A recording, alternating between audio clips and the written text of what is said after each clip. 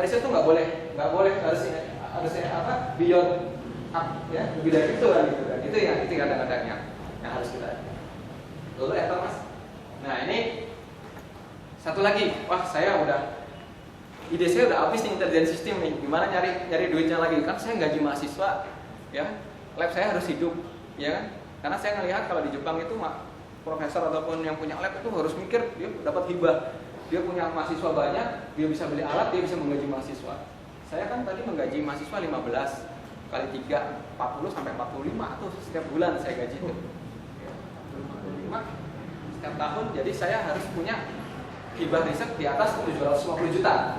Ya, kalau dulu saya asistennya cuma 5, sekarang saya asistennya 15 di luar S1, S2, S3. Jadi Mas Agung asisten saya itu pada saya gaji tuh, makanya mereka mau sampai malam dan sebagainya. Tapi kalau Mas Agung kan uangnya udah banyak, jadi apalagi sudah S3, ya, apalagi S3 jadi nggak ini deh, dapat kerjaannya doang gitu ya. Tapi dia didampingi oleh tim yang udah bergaji. Jadi nanti biar resultannya itu bagus gitu, gabungan dari ini ya. Nah, akhirnya saya mikir apa sih yang lagi bisa main-main? Oh, di biomedical. Tapi biomedical saya nggak punya pengalaman nih. Oh, tapi algoritmanya sama, pattern recognition kan.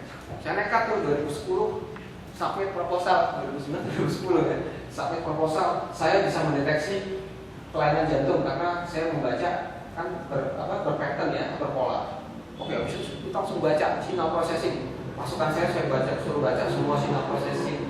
Saya karena saya bisa ngerti hardware, tapi saya mentok di cara buat filtering apanya untuk buat EKG sinyalnya. Akhirnya tembus juga tuh, alatnya udah jadi tahun 2 tahun. Saya nekat lagi, EKG gampang, USG. Jadi gitu. Tapi kan tidak ini kan. Ya, EKG, USG tinggal algoritmanya sama, tinggal buat sensornya. Algoritma yang kita jual masih sama, suam robot juga, intelligence system juga. Jadi kita tidak menyalahi aturan kompetensi kita. Ya itu ya yang harus kita bisa bermain. Mas, nah ini kan ada polanya tuh, EKG, sinyal namanya ATRST-nya. Ini kami pun mengundang dari dana hibah itu, kami mengundang ahli dokter untuk setiap perbuan. Kami punya seminar perbuan ya. Setiap perbuan itu kami ada. Kita bayar dokter itu. Dia nerangin selama 2 jam 3 jam jelas banget, lalu kita minta referensi, kita datang, nah kita ngerti. Jadi saya ngerti itu EKG apa, penyakitnya apa. Sekarang ada 2 orang S3 lagi ini mencoba untuk menyelesaikan alat ini, di bawah S2-nya ada banyak. Entar lagi Mas, kita tunjukin alatnya aja nih. Ini alatnya pun sudah jadi. Nah ini alatnya kita bikin sendiri dan bisa komunikasi mobile. Jadi ceritanya alat ini bisa seperti EKG mobile dan bisa ditransfer ke cellular phone, sehingga tadi karena dokter spesialisnya kan biasanya di kota ya, jadi seperti pemantau telehealth-nya. Ini pun kemarin saya kirim Kominfo dapatnya gede tuh, tapi saya lupa presentasi, jadwalnya bentrok, dan sayang gitu ya, telehealth-nya ya. Jadi Kominfo itu lumayan juga, jadi banyak juga. Belum ke industri kemarin ada yang nawar juga, cuman saya tadi bingung juga, daripada nanti saya dapat duit yang banyak nanti kena kasus yang aneh-aneh, saya mau clear dulu aja deh.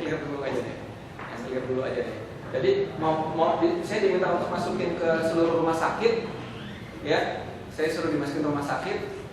Jadi saya bikin EKG dan sebagainya, tapi dari tesnya saya searching kolega yang nawarin, ternyata dia kalau punya kasus saya mundur.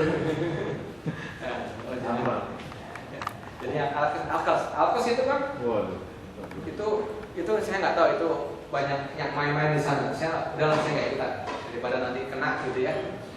Kita riset kayak gitu dulu, enter Mas. Ya, nah ini alatnya, terus videonya boleh.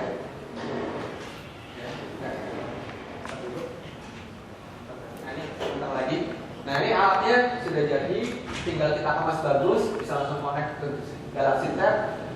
Kalau kita sering ikut lomba-lomba gimnastik itu kita langganan dapat emas. Lab saya itu langganan dapat emas gimnastik. Kita kan Fasilkom UI kan juara umum berapa kali ya untuk gimnastik ya. Lab saya mensupport karena mahasiswanya kan udah sering megang alat, sering algoritma. Tanya tuh sama Mas Agung, mereka udah sering ini, jadi kalau lomba-lomba tuh udah gak ada masalah ya.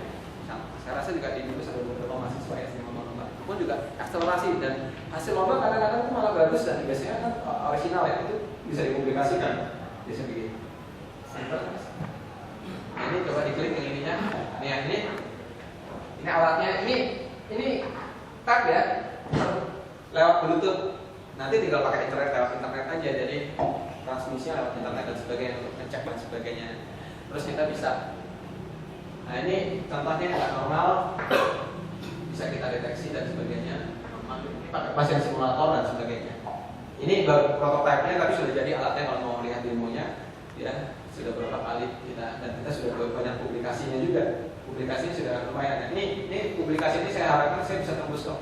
Satu paper tadi yang PAMI, yang saya punya algoritma ini sangat fundamental, ya. Lalu saya gabungkan dengan ini, saya yakin bisa masuk ke jurnal berimpact factor tadi di atas 4 atau 5. Tapi saya lagi udah 20 halaman, jadi jurnalnya 20 halaman.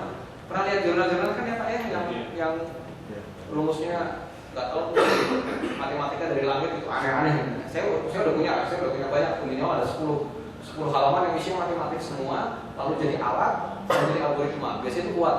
Itu tinggal masuk ke jurnal. Nah, tapi itu lama. Saya S3 saya dulu pernah itu masuk ke situ.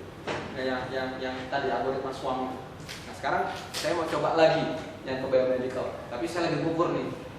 Wah, saya lagi capek di teaching dan sebagainya. Nanti mudah-mudahan pas liburan Januari Februari ini saya coba. Ya, soalnya tahun lalu ditolak, ya. Ditolak itu udah biasa, ya ditolak di conference itu udah biasa dalam dunia submit, ya ditolak paper ini apa gitu. Itu malah kadang-kadang jadi bagus ya kita tahu ya level kita ataupun kesalahan kita di mana. Enter lagi. Nah, terus, ini saya setelah main EKG main USG.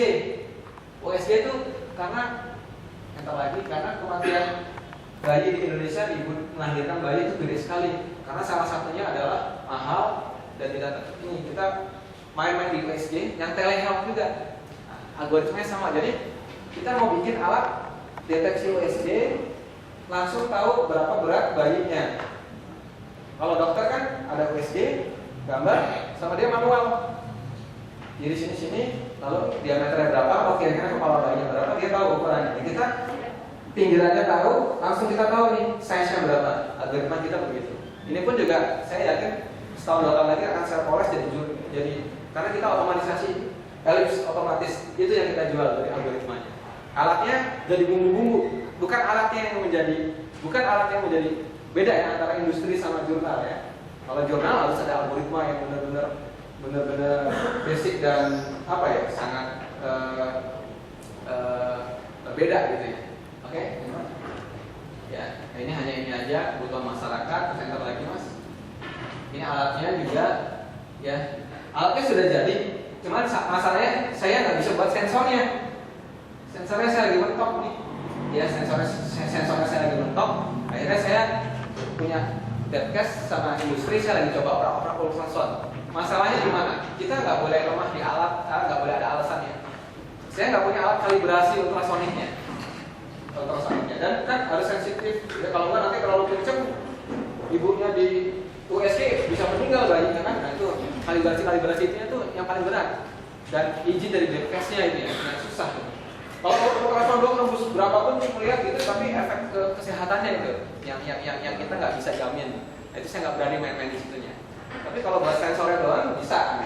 Ya mungkin tadi Pak Dokter Warsito tadi belum sampai yang ke situ. Ya ataupun saya nggak tahu ya, mungkin ataupun masalah uang atau politik ya, karena mungkin dokter juga nggak mau di-replace juga. Dan kalau udah bisa, dokter ngapain kerjanya ya kan?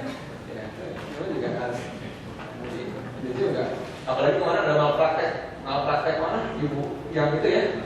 Itu kan kebetulan saya dekat sama dokter-dokternya tuh lagi pada demo mogok ya. Dokter kacau juga nih RCM mogok gitu ya. Oke, itu lagi. Nah ini alatnya dan sebagainya, ini solusinya. Ya terus enter lagi. Nah ini kita bikin aplikasinya,